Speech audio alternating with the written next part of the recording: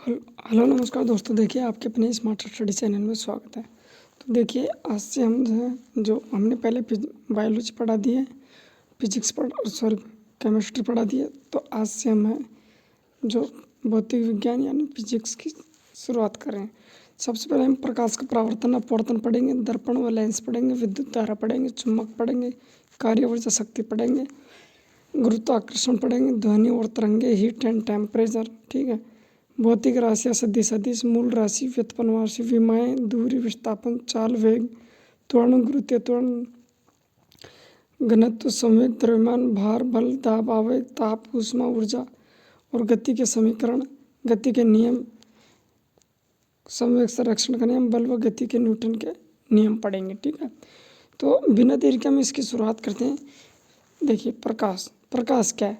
प्रकाश एक प्रकार की ऊर्जा है कि जब प्रकाश किसी वस्तु पर पड़ता है तो परावर्तन के पश्चात वह हमारे यहाँ नेत्रों में प्रवेश कर कुछ संवेदनाएं उत्पन्न करता है, जिसकी वजह से हम वस्तुओं को देख पाते हैं। सूर्य का श्वेत प्रकाश 7 रंगों से मिलकर बना होता है। कौन कौन सा? विपग्योर मतलब violet, indigo, blue, green, yellow, orange और रेड, ठीक है। प्रकाश की प्रकृति कैसी होती है? न्यूटन के अनुसार, न्यूटन ने 1960 में बताया कि प्रकाश की प्रकृति कणीय होती है। हाइगेंस के अनुसार 1678 में प्रकाश की प्रकृति तरंगीय है। जबकि डी ब्रोगली के अनुसार द्वैत प्रकृति मतलब कणीय व तरंगीय दोनों है प्रकाश, ठीक है। मैक्सवेल के अनुसार 1873 में प्रकाश तरंग विद्युत चुंबकीय तरंगें होती है, मतलब निर्वात में भी गमन कर सकती है। मैक्स प्लांक के अनुसार, जो कि 1900 में क्वांटम सिद्धांत दिया था, सूर्य से आने वाली ऊर्जा छोटे छोटे बंडलों के रूप में आते हैं। क्वांटम, उन बंडलों को क्वांटम कहा जाता है, बंडलों को क्वांटम कहा जाता है, ठीक है। आइंस्टीन के अनुसार, आइंस्टीन ने इन क्वांटमों को फोटोन नाम दिया था।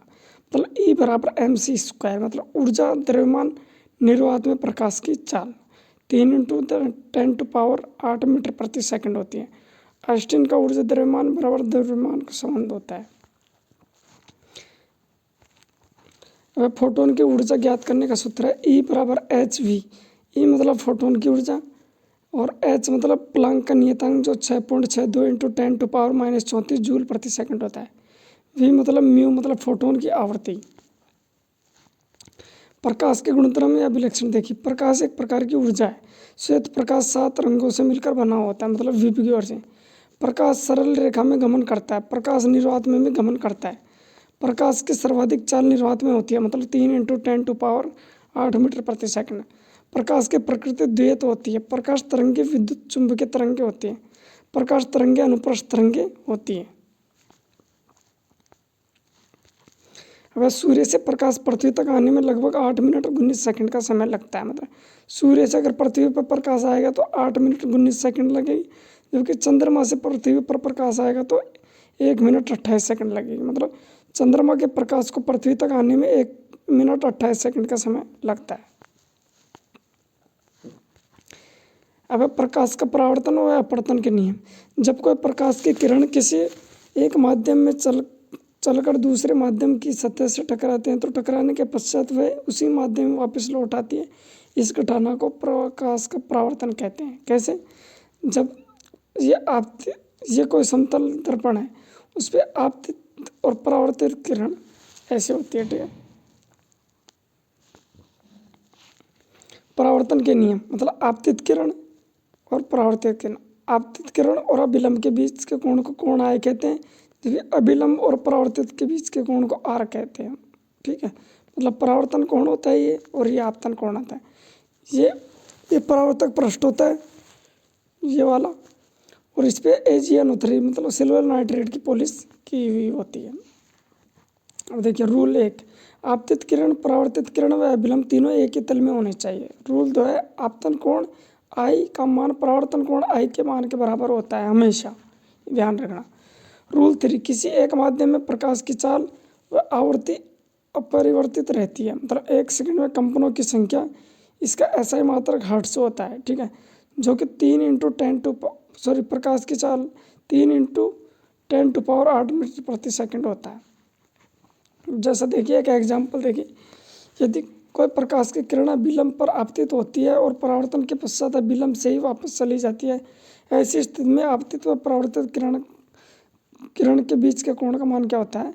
वो 0 डिग्री होता है। मतलब इधर से आती है और इधर ही वापस चली जाती है, तो इन दोनों के बीच के कोण का मान 0 डिग्री होगा। यदि कोई प्रकाश की किरण विलंब से 30 डिग्री का कोण बनाती है तो आपतित व परावर्तित के बीच का कोण 60 डिग्री होगा। अब विलंब से परावर्तित किरण के बीच का कोण 30 डिग्री होगा, जबकि समतल पृष्ठ से परावर्तित किरण के बीच का कोण 60 होगा। ठीक है, ये आपतित किरण और ये परावर्तित किरण और ये विलंब है, ये 30 डिग्री का कोण और ये 30 डिग्री का और ये 60 डिग्री का। ये समतल पृष्ठ है और AgNO3 की पॉलिश है। जैसा एग्जाम्पल एक और देखिए, यदि कोई प्रकाश की किरण समतल पृष्ठ से 20 डिग्री का कोण बनाती है तो आपतित कोण व परावर्तित कोण के बीच का मान कितना होगा? मतलब अभिलंब से 20 डिग्री का कोण बनाती है, अभिलंब से 20 डिग्री का कोण, तो 20 डिग्री परावर्तित कोण होगा, जबकि इन दोनों के बीच का आपतित और परावर्तित के बीच का कोण होगा 70 + 70 140 डिग्री का। अब परावर्तन के प्रकार कौन कौन से हैं? परावर्तन 2 प्रकार के होते हैं, कौन से? नियत परावर्तन और अनियमित परावर्तन। ठीक है, तो नियमित परावर्तन कौन कौन से होते हैं? जब कोई प्रकाश की किरण किसी समतल चिकने पृष्ठ से टकराकर वापस लौटती है तो यह एक निश्चित दिशा में परावर्तित होती है, इसे नियमित परावर्तन कहा जाता है। मतलब समतल पृष्ठ से टकराकर वापस चले जाती है, मतलब जितनी डिग्री का आपतन कोण उतने ही परावर्तन कोण। जबकि देखिए अनियमित परावर्तन, देखिए जब कोई प्रकाश की किरण असमतल खुरदरे पृष्ठ से टकराकर वापस लौटती है तो प्रकाश निश्चित दिशा में परावर्तित नहीं होता है, इसे अनियमित परावर्तन कहा जाता है। ठीक है, मतलब खुरदरी सतह से अगर टकराएगा प्रकाश तो अनिश्चित तरीके से असमतल पे जाएगा। अब दर्पण या मिरर। दर्पण, यदि किसी पारदर्शी कांच की एक सतह की पॉलिश कर दी जाए तो वह दर्पण बन जाता है। दर्पण 2 प्रकार के होते हैं, समतल दर्पण और गोलीय दर्पण। गोलीय दर्पण में अवतल दर्पण जिसे अभिसारी दर्पण कहते हैं, उत्तल दर्पण जिसे अपसारी दर्पण कहते हैं। मतलब दर्पण कब बनता है? जब किसी कांच की एक तरफ से पॉलिश की जाती है, एक तरफ से AgNO3 मतलब सिल्वर नाइट्रेट की। समतल दर्पण, ये प्लेन मिरर देखिए, ऐसा दर्पण जिसका परावर्तक पृष्ठ सीधा हो, समतल हो, दर्पण समतल हो, सीधा एकदम सीधा हो, समतल दर्पण कहलाता है। दर्पण प्रकाश के परावर्तन पर कार्य करता है, मतलब ये समतल दर्पण है, इस पर AgNO3 की पॉलिश करने के बाद परावर्तन और ये आपतित और परावर्तित कोण यह विलंब, ठीक है, तीनों एक ही तल में स्थित हो।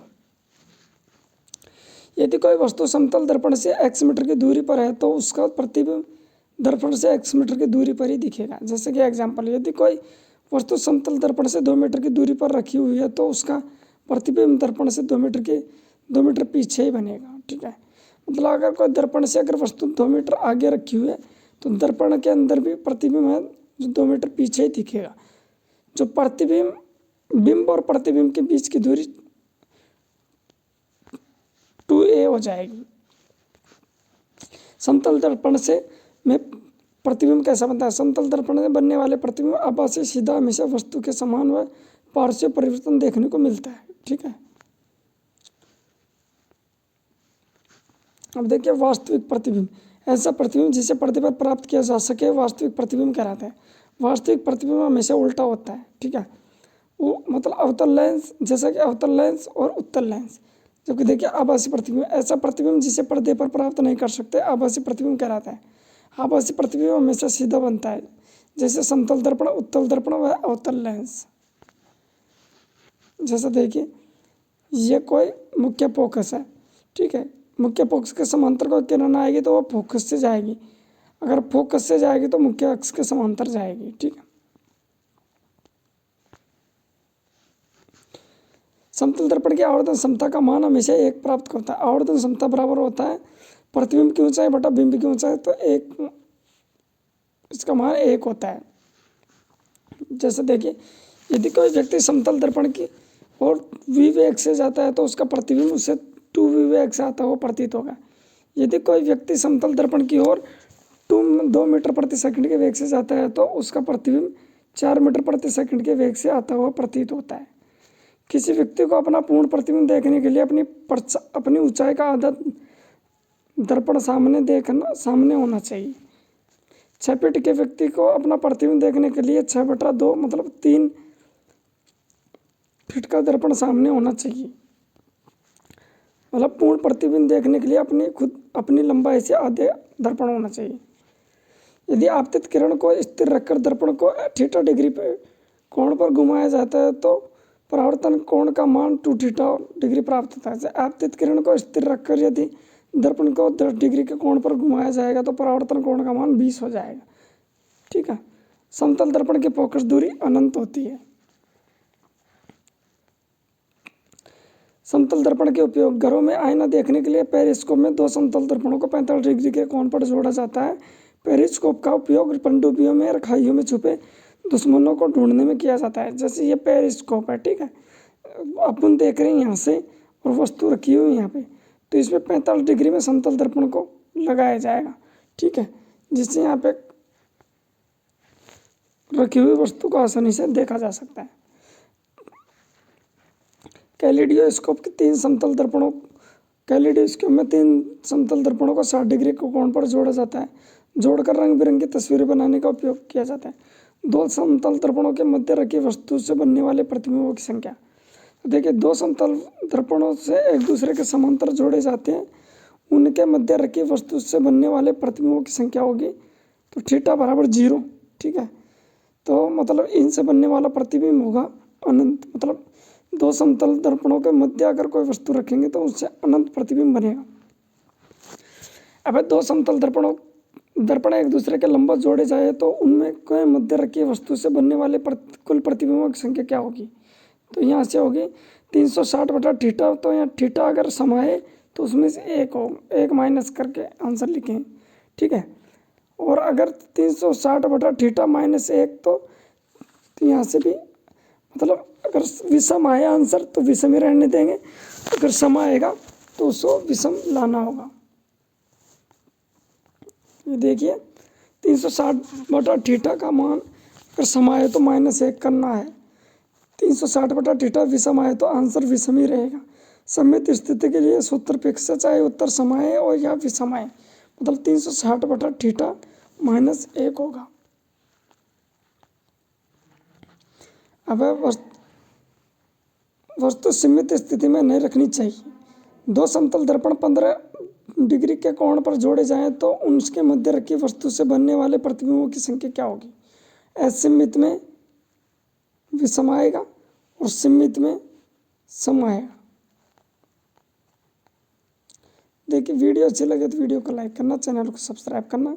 नेक्स्ट वीडियो में इसका पार्ट नंबर 2 जो गोलीय दर्पण है उसको हम समझाएंगे। अगर हमारे टेलीग्राम से जुड़ने के लिए डिस्क्रिप्शन में लिंक है तो टेलीग्राम चैनल को ज्वाइन कीजिए। धन्यवाद।